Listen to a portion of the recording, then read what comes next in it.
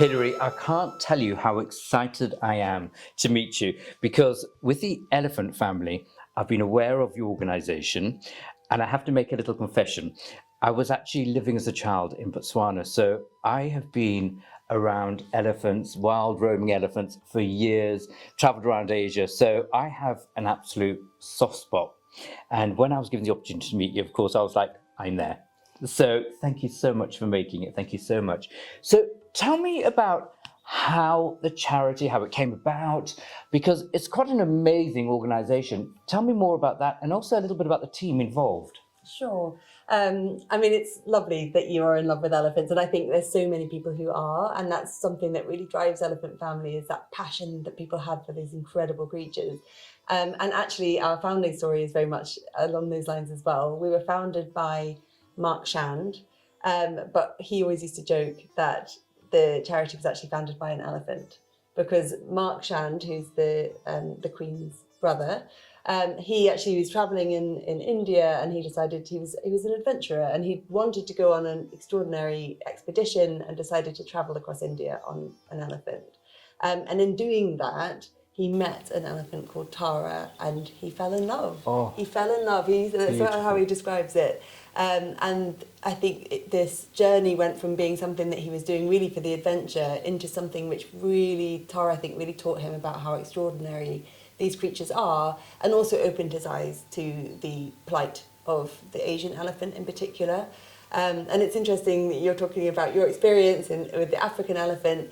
And one of the things that Mark really identified was that, in a way, the African elephant was the sort of the hero of a conservation story. There was a lot of awareness about the challenges that African elephants were facing at that time. This was sort of 2002. What he realised was actually no one was talking about the Asian elephant and the Asian wildlife, and yet the challenges facing Asian wildlife and Asian elephants in particular were even starker than those facing the African elephant. So the Elephant Family was founded really to not only change the future for Asian elephants, but also to really raise awareness of how extraordinary they are, and to mobilise the public in support of them as well. well, it's doing a fantastic job. So can you tell me what are the key issues that are involved in the whole Asian elephant scenario? Because obviously, the subcontinent India, it's huge. It's a population that's growing, and I'm sure it's also encroaching onto the space of elephants. So, what are these key issues? Why are we interested in what's happening with the Asian elephant?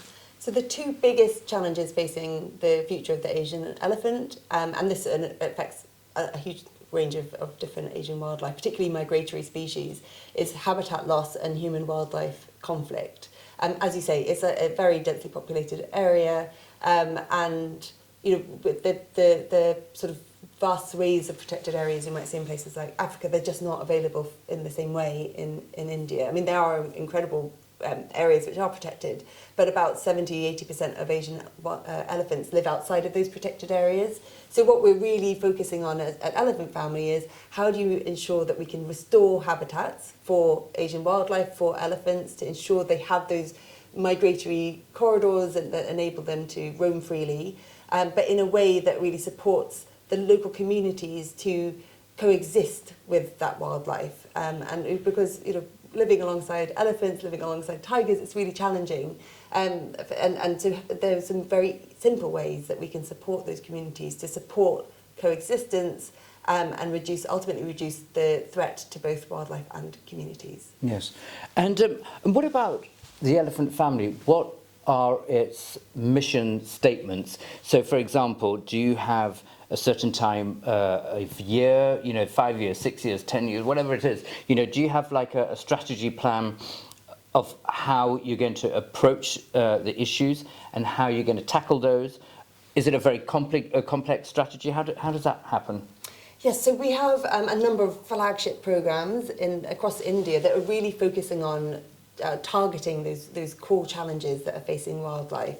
And we have a unique approach to supporting communities to live safely alongside wildlife that have really proven. So and they're very straightforward community-owned solutions, but they make a huge difference. So what we're really, our vision is really to scale those up, to take those proven interventions and to make them available across India, so that we're really ensuring that we're protecting habitats, we're protecting biodiversity, and we're supporting communities with some really simple solutions that can ensure that the wildlife and the humans can share space safely and both can thrive. Yes.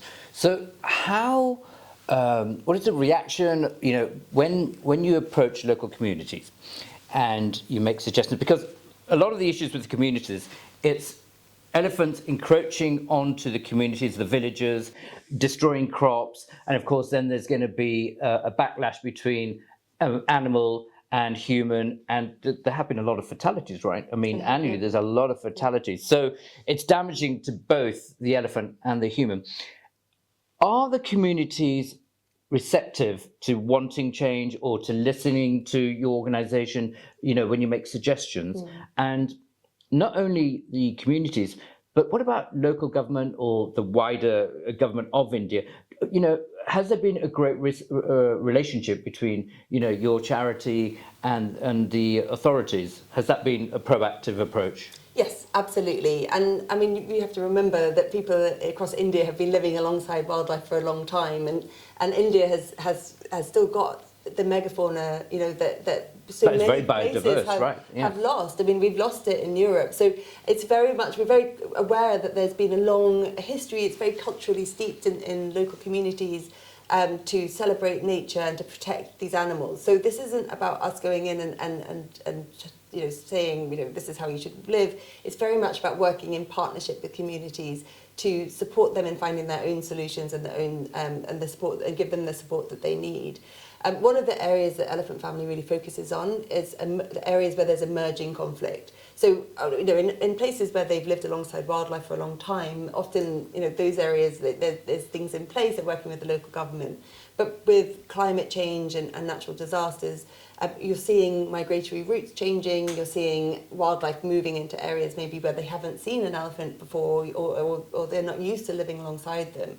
And that's where I think Elephant Family, working with local partners who really know those local communities very well, can have a big impact.